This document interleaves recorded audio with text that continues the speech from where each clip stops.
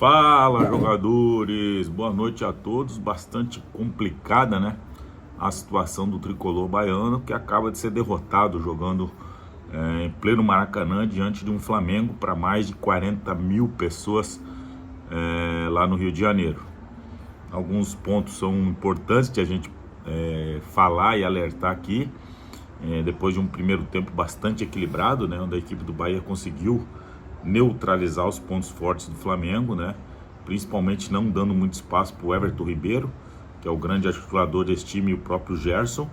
E o Flamengo não criou chances claras, a não ser um erro, né, de saída de bola do Vitor Hugo.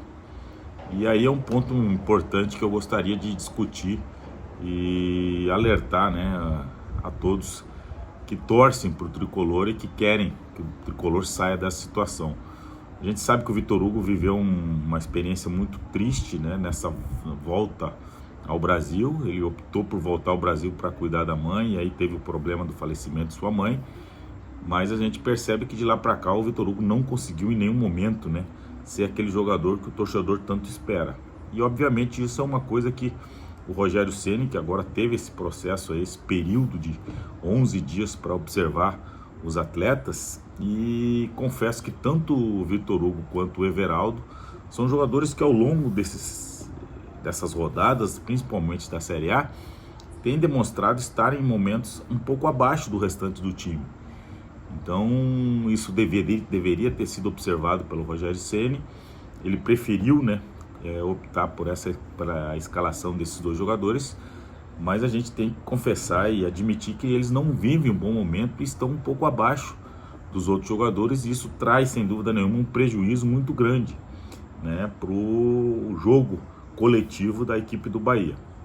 Então a única chance que o Flamengo teve no primeiro tempo foi um erro de saída de bola do Vitor Hugo, e no segundo tempo, né, a chance e a expulsão do Canu se deve também a um erro individual do Vitor Hugo, que tem uma bola praticamente dominada, ele consegue se atrapalhar com a bola, e aí o Gerson rouba a bola e o Canu é obrigado a matar a jogada e fazer o pênalti.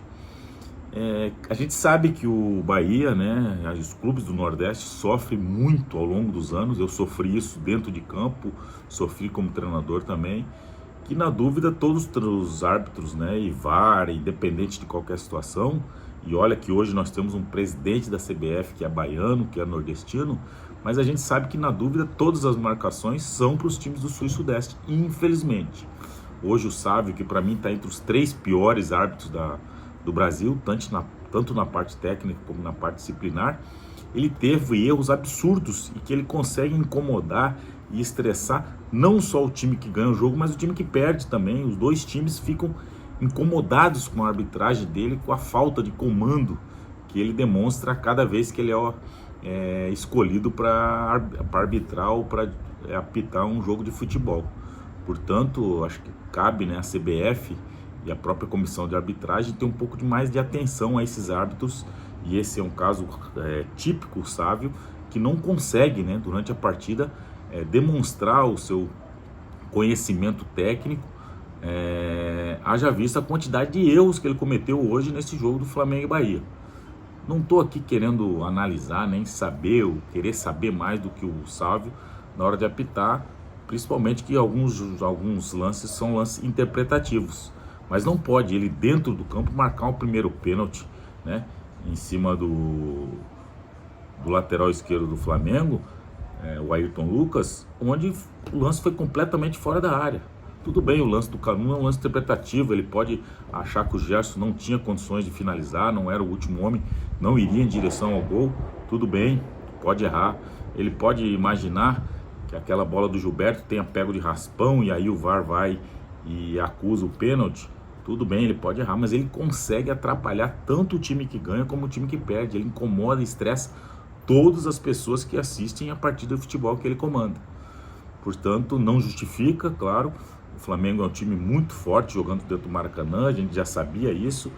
O Bahia, depois da expulsão, logicamente, que até teve uma organização muito legal, com um jogador a menos, melhorou depois da entrada do Biel, principalmente, mas aí depois da entrada do Jacaré, o nível cai novamente, e aí sim o Bahia não conseguiu criar mais absolutamente nada. Ainda teve uma chance clara com o Juba, poderia ter empatado o jogo, mas aí depois da entrada do Jacaré, eu confesso que aí eu desanimei e realmente imaginei que o Bahia não tivesse mais forças para conseguir o empate jogando no Maracanã. Momento complicado, momento difícil. O Bahia tem mais um jogo fora agora contra o Goiás. Vamos torcer para que o Rogério Ceni tenha um pouco mais de discernimento, consiga, né, nessa semana ter um pouco mais de sabedoria e inteligência para administrar esses momentos, principalmente de alguns jogadores que não conseguem atuar num nível que o torcedor, que a diretoria e que todos nós que gostamos do Bahia imaginamos que pudesse ter, tá bom?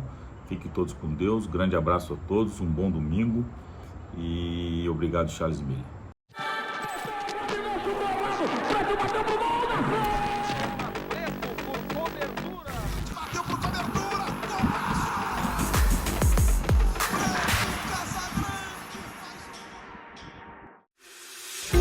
Oferecimento Postos Casa Grande. Siga o nosso Instagram e acompanhe todas as novidades e promoções.